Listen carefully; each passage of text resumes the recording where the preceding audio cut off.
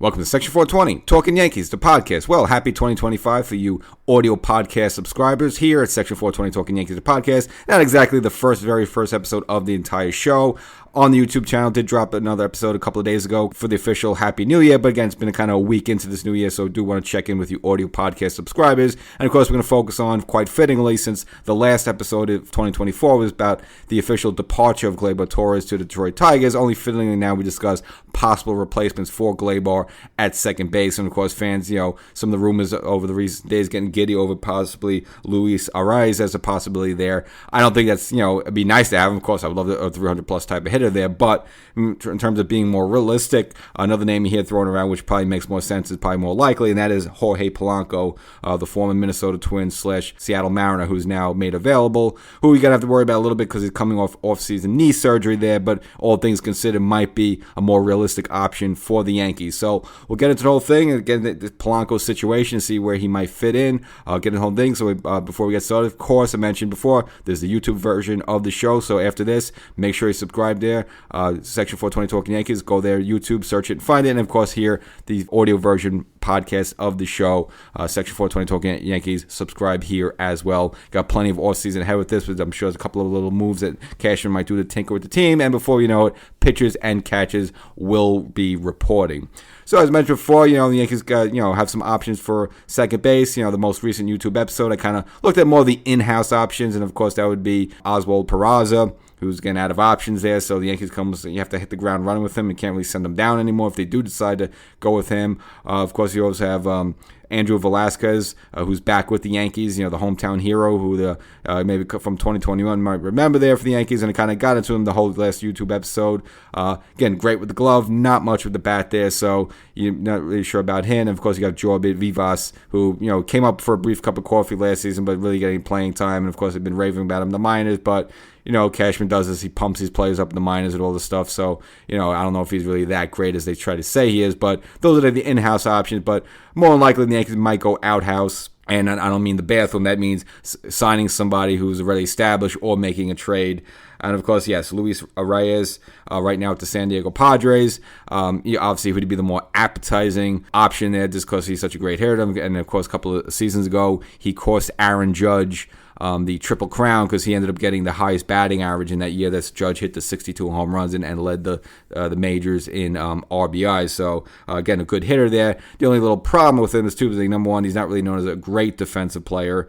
Now, he's supposed to be able to play first base, second base, and third base, but more recently now with the San Diego Padres, he's been relegated to a second and first baseman and really playing a lot more first base. So you look at some of the range and some defensive skills that you need for a second baseman. Seems like he hasn't been playing a ton there. Again, really has not been known as a great defensive second baseman. Now, what he could give you with the bat, maybe he could make up for that. But San Diego, kind of same what they did when they dangled Juan Soto in front of the Yankees, since he's a very, high caliber player there, they're going to want a boatload to get him. Now, the Yankees could fight back a little bit just for the fact that he's under control for one more year, 2025, and then after that, he hits free agency. So, the Yankees unload the farm for Juan Soto because, again, he's a generational type of player. Luis Arráez, a nice hitter, a 300-plus type of hitter, great, but the parties are going to be in that position to really command so much from the Yankees there. But still, you're probably going to have to give a lot to get something like that just for a batting champion type of player there. So, I just don't think it's realistic, and I just don't think Cashman is going to want to give up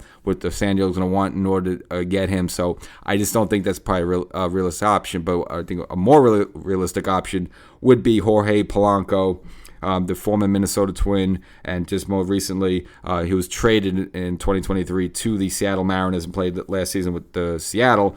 Unfortunately for him, it was not good at all. Now, hampered mainly by a bad knee. Had some defensive problems. Of course, you can understand with the, obviously your range is going to be affected with your knee there. And then hitting wise, not good as well. Hit a measly .213. Did pop 16 home runs and 45 RBIs, but a real down year for him. And Seattle declined his option, his $12 million option for 2025. So Seattle had no interest in him, which now makes him a free agent for the Yankees. Now, he did get off-season surgery in October on that knee, and right now it looks like he's taking ground balls, so he's working his way back. Hard to really say if he'd be fully 100% ready to hit the ground running when spring training / the start of the season there. But if you look at the situation, if you could assign him, obviously with him, you don't have to give any trade or any prospects or anything. It's just a straight up free agency buy there, and you could, I don't know how much really money he's going to command there. Obviously, I don't think you want to pay him over the $12 million that he was declined by Seattle there. But maybe if the Yankees offer him $7 or $8 million a little bit, maybe he takes it. I don't know. That would be the worst thing in the world. Now, he's still relatively young. He's only 31 years old. The fact I like him, he's a switch hitter. But just anytime you can put a switch hitter in your lineup. And again, when the Yankees were usually at their best, whether it's Jorge Posada, Nick Swisher, Mark Teixeira, Bernie Williams, the Yankees traditionally, Mickey Mantle, always at their best when you have some good switch hitters in the lineup there. So if you could add Polanco, who a couple of years ago, not too long ago, 2019, he was an All-Star player. So and he's had some a couple of big years with Minnesota. He has a couple of down years as well. But here's a guy, a second baseman with some pop in his bat. Again, it's just hard to see how his defensive range is going to be. But overall, again, Gleyber wasn't really great defensively for the Yankees. So, could Jorge Polanco be that worse? Probably not. Again, you're a little worried about the surgery there. But batting-wise, I think he could be better than the .213 he hit last season. Probably a lot of that had to do with the pain in the knee. So, if he's recouped over that, I think, he should be fine there batting-wise. And, again, power should, even with the hurt knee, still hit 16 home runs for, a middle infielder. That's still pretty darn good. And you'd assume with a healthy knee, he can do better than that. And he's only 31 years old, not this overhill guy like 33, 34. They kind of taking a little bit of a risk on him. And, 31 is still relatively young there. And you probably don't have to commit maybe 1 year at most there. So I think it's a, very low risk, high ceiling type of acquisition. You don't have to trade for anybody. It's just a free agency buy there. So I think that would be a good move for the Yankees. Let's just see if they go forward with it. Of course, Arráez would, look much better on paper and that definitely be a better hitter, at least batting average wise. But again, it realistically, in terms of what you have to give to get him, I don't know if Cashman would want to go there. It just depends on what San Diego is going to be looking for, and they're probably going to want a boat low for the guy because he would be a high sought after chip there that a lot of other teams would want. And I just don't know if Cashman wants to give that up when you get to sign someone Polanco straight up for cash. And then, if Polanco doesn't work out, you do have the in-house options. You do perhaps have Peraza. Maybe you can move some guys around. I don't know if the Yankees go elsewhere for a third baseman and then move Jazz to second. And, the Yankees do have some options. But I think leaving Jazz there at third might be best in this finding out something at second base, whether it's in-house with one of the guys the Yankees already have or signing someone like Polanco.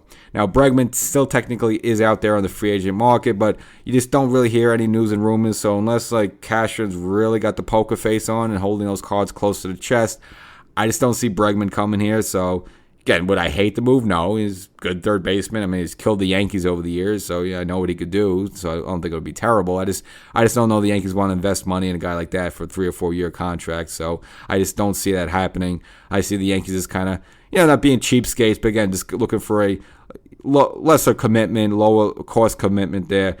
We could do something whether you're bringing someone up through your minor league system or just giving a 1 year deal to someone like Jorge Polanco, who's good second baseman, had a lot of good years with Minnesota, and just we're taking a little bit of risk with coming back from knee surgery there. Okay, it's possible, but let's just say everything's go well with him and his surgery's fine, and he's aces.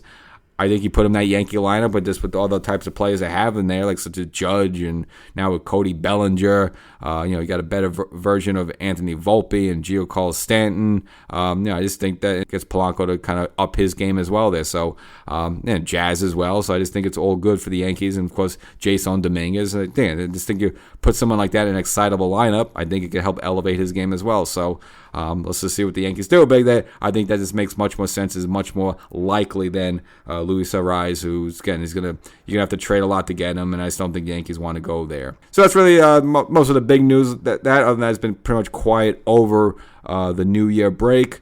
The Yankees, did announce with Paul Goldschmidt, who I kind of estimated on the latest YouTube episode in terms of what number Paul Goldschmidt would get. Didn't really get into it here on the audio podcast, but was number 46 with the Cardinals more recently. But of course, 46 now retired by the Yankees, so he would have to go elsewhere. So logically, the only other number I think out there was available, it would have been Rizzo's 48, and it seems like now, yes, Paul Goldschmidt will wear Rizzo's 48. So it's just kind of ironically, the first baseman that replaces the old first baseman is number 48, but that's just because the New York Yankees and all the retired numbers they have. Now, some people argue they retire too many numbers.